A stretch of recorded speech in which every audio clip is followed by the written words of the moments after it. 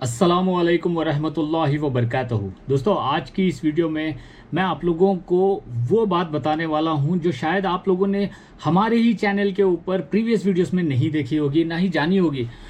दोस्तों, ये बात है कुछ इस तरह से कि जब सुल्तान तख्त नशीन हुए तो आपने अपने सल्तनत के अंदर बहुत सारे रिफॉर्म्स करने स्टार्ट किए थे और साथ ही साथ देखिए, अपने हिसाब से सुल्तान ने जगहों के नामों को भी चेंज किए थे।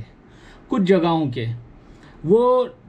के नामों को इस तरह से चेंज किया गया था कि वहाँ का टेरेन, वहाँ की उस जगह की खूबसूरती और साथ ही साथ दूसरे भी चीज़ों को मद्देनज़र रखते हुए हज़रत टीपू सुल्तान ने वो चेंजेस लाए थे। दोस्तों, आज जिस हिस्टोरिकल किताब का हवाला देते हुए जिस किताब के ज़रिए से मैं आप लोगों को बता रहा हूँ, ये किताब का नाम है द टाइगर ऑफ मैसूर। अंग्रेज़ों के दौर में इसको बनाया गया था, लिखा गया था। बाद में 1960s के टाइम पे इसको पब्लिश भी किया गया था, इस किताब को। और ये हाईली डिटेल्ड किताब है, काफ़ी कुछ इसके अंदर मेंशन है। दोस्तों, ये किताब का जो मैंने बताया, समझ लीजिए 1795 के बाद में अंग्रेज़ों ने सुल्तान की हर एक छोटी छोटी चीज़ को अंग्रेज़ों ने नोट करना स्टार्ट कर दिया था। और उन्हीं चीज़ों के साथ में सुल्तान के जो भी चेंजेस लाए थे, सुल्तान अपनी सल्तनत खुदादाद के जिस तरह के चलाने के निज़ाम में, और भी जैसे जगहों के नामों को चेंज करना वगैरह, उन सारी चीज़ों को अंग्रेज़ों ने भी डॉक्यूमेंट करना स्टार्ट किया था। और उन्हीं डॉक्यूमेंटेशंस के हिसाब से सुल्तान ने जिन जगहों के नाम चेंज किए थे, मैं वो बताने वाला हूँ। देखिए, हज़रत टीपू सुल्तान की पैदाइश हुई थी देवनहल्ली में। और देवनहल्ली का जो इलाका है वो बहुत ही खूबसूरत इलाका है, बहुत ही वहाँ पे ब्यूटीफुल लैंडस्केप हुआ करता था उस टाइम पे। दोस्तों, उस देवनहल्ली को हज़रत टीपू सुल्तान ने यूसुफाबाद नाम दिए थे। जी हाँ, आप लोगों ने बिल्कुल सही सुना, हज़रत टीपू सुल्तान ने देवनहल्ली को यूसुफाबाद कहे थे। यानी कि जिनको हम लोग यूसुफ अलैहिस्सलाम कहते हैं, जो बेहद खूबसूरत हुआ करते थे, अंग्रेज़ जिनको जोसेफ कहते हैं ना, उनके ऊपर में यूसुफाबाद नाम दिए थे सुल्तान। दोस्तों, उसी तरह से इस किताब में जैसे मेंशन है, देखिए यहाँ पे मेंशन भी किया गया है, अगर आप चाहो तो पॉज करके भी पढ़ सकते हो, लेकिन मैं बता भी देता हूँ आप लोगों को।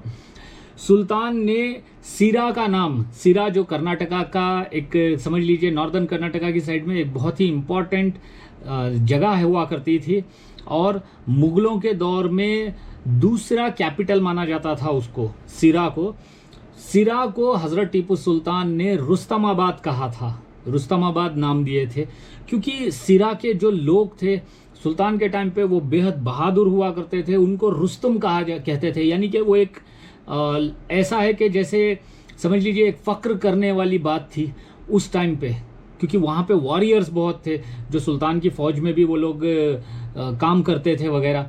तो उस हिसाब से सिरा का नाम रुस्तमाबाद दिए थे हज़रत टीपू सुल्तान। दोस्तों, उसी तरह से मैसूर सिटी जो है ना, अभी देखिए मैसूर दो तरह से बात की जाती थी सुल्तान के टाइम पे।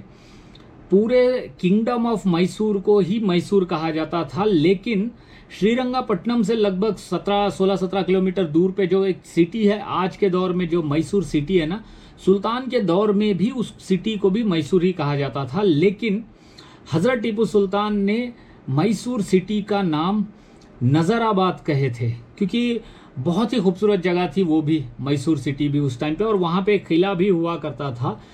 दोस्तों, उसी तरह से हज़रत टीपू सुल्तान ने कैलीकट का नाम, कैलीकट के पास जब सुल्तान गए, और आप लोगों ने हमारे प्रीवियस वीडियोस में मैंने आप लोगों को बताया भी था कि सुल्तान किस डेट पे कैलीकट गए थे, कैलीकट में रहे थे। कैलीकट में हज़रत टीपू सुल्तान ने वहाँ की मस्जिदों में, जैसे कि मिश्कल मस्जिद में, वहाँ पे इमामत भी फरमाए थे हज़रत टीपू सुल्तान, और वहाँ पे एक बहुत बड़ा वज़ू खाना बनाए थे। वो सारी चीज़ें मैंने हमारे वीडियोस में ऑलरेडी बता रखी हैं। लेकिन कैलीकट का नाम हज़रत टीपू सुल्तान ने इस्लामाबाद रखे थे। जी हाँ, कैलीकट का नाम इस्लामाबाद रखे थे। और उसी तरह से जो ये 12 महल के 12 बड़े, सबसे बड़े बड़े किले हुआ करते थे उस टाइम पे कृष्णगिरी के आसपास के, वो सारे पूरे 12 महल के किलों के नामों को भी थोड़ा बहुत चेंज किया गया था। और कृष्णगिरी का जो इलाका था ना, उसको फुल्क अजीम कहा जाता था। सुल्तान के टाइम पे, फुल्क अजीम, यानी कि ये एक टाइटल दिया जाता था।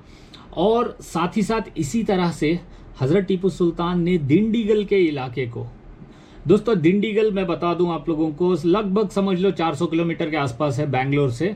दिंडीगल का वो इलाका है ये जहाँ पे हज़रत टीपू सुल्तान के छोटे भाई करीम साहब की पैदाइश हुई थी, दिंडीगल के पास। जब नवाब हैदर अली खान बहादुर जब दिंडीगल के फौजदार बना के भेजे गए थे, उस टाइम पे वहाँ पे दिंडीगल के पास में ही करीम साहब की पैदाइश हुई थी। और हज़रत टीपू सुल्तान जब तख्त नशीन हुए, आप जब बादशाह बने, तो आपने दिंडीगल के इलाके को, दिंडीगल को खालिकाबाद कहा था, खालिकाबाद नाम दिए थे हज़रत टीपू सुल्तान दिंडीगल को। दोस्तों उसी तरह से चित्रदुर्गा का जो इलाका है, चित्रदुर्गा का जो किला है, और ख़ास करके क्योंकि चित्रदुर्गा का जो किला है वो 7 किलों का एक किला है, वो बहुत बड़ा किला है और बहुत ही ज़्यादा स्ट्रॉन्ग किला है। इतना ज़्यादा स्ट्रॉन्ग किला है कि उसको जीतने के लिए ऑलमोस्ट समझो 12 साल भी अगर कोई फौज बाहर रहती तो भी नहीं जीत पाती, इतना स्ट्रॉन्ग किला था वो। और उसी किले को जब नवाब हैदर अली खान बहादुर ने फतह किए, तो उनके बाद में जब नवाब हैदर अली खान की वफ़ात भी हो गई, तो उनकी वफ़ात के बाद में हज़रत टीपू सुल्तान ने चित्रदुर्गा के किले को फ़र्रुखयाब हिसार कहा था। यानी कि फ़र्रुखयाब हिसार का मतलब होता है फोर्ट, किले को, किले जो घेराबंदी की जाती है, किलेबंदी की जाती है, किले को कहते हैं हिसार। और फ़र्रुखयाब हिसार दिए थे चित्रदुर्गा को। दोस्तों ये नाम अभी तो एग्जिस्ट नहीं करते हैं, लेकिन अभी हिस्टोरिकल बुक्स के अंदर हिस्टोरियंस, रिसर्चर्स इन नामों को यूज़ करते हैं, क्योंकि हम लोग जब भी हज़रत टीपू सुल्तान के पुराने दस्तावेज, सुल्तान के पुराने डॉक्यूमेंट्स, उन सब चीज़ों को जब हम लोग एनालिसिस करते हैं, तो उन दस्तावेज़ों के अंदर हमें यही नाम देखने को मिलते हैं। तो ये नाम अभी मैं आप लोगों को इसलिए बता रहा हूँ क्योंकि आने वाले दिनों में मैं आप लोगों को, खास करके जो हमारे चैनल के सब मेंबरशिप्स लिए हैं ना, उन लोगों को मैं और भी डीप चीज़ें बताने वाला हूँ, बहुत डीप बातें जो मैं अमूमन हमारे नॉर्मल वीडियोस में हम लोग नहीं करते हैं, क्योंकि जनरल पब्लिक जो होती है वो जनरल पब्लिक एक तरह से समझ लीजिए एंटरटेनिंग और इन्फॉर्मेटिव वीडियोस देखना पसंद करते हैं। और जो हमारे चैनल के खास मेंबरशिप लिए हुए हैं, आप लोग सुल्तान को डीप स्टडी आप लोग भी करना चाहते हैं शायद, और मेरी रिसर्च को भी आप लोग डीपली देखना चाहते हैं, डीपली सुनना चाहते हैं। इसके लिए मैं ख़ास करके आप लोगों के लिए जो भी डीप बातें हैं ना, बहुत ही जो समझ लीजिए हिस्टोरिकली एक्यूरेट, हिस्टोरिकल बुक से निकाल कर मैं आप लोगों को रेगुलरली बताता रहूँगा। और अगर आप लोगों को, खास करके जो आप लोग मेंबरशिप लिए हैं, आप लोगों के लिए मैं बता दूं कि अगर आप लोग इन किताबों को भी पढ़ना चाहते हो, जो मेरे पास हैं, ये बहुत यूनिक किताबें हैं, बहुत एंटीक किताबें हैं।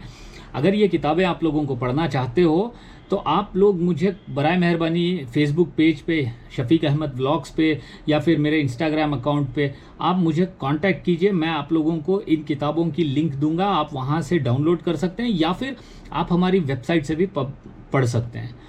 दोस्तों जाते जाते मैं आप लोगों को एक और बार बता देना चाहता हूँ कि सुल्तान ने देवनहल्ली का नाम यूसुफाबाद किए थे, सिरा का नाम रुस्तमाबाद किए थे, मैसूर का नाम नज़राबाद कहे थे, कैलीकट का नाम इस्लामाबाद रखे थे, कृष्णगिरी को फुल्क अजीम नाम से बुलाते थे, और दिंडीगल को खालिकाबाद कहते थे, और चित्रदुर्गा को फ़र्रुखयाब हिसार कहते थे।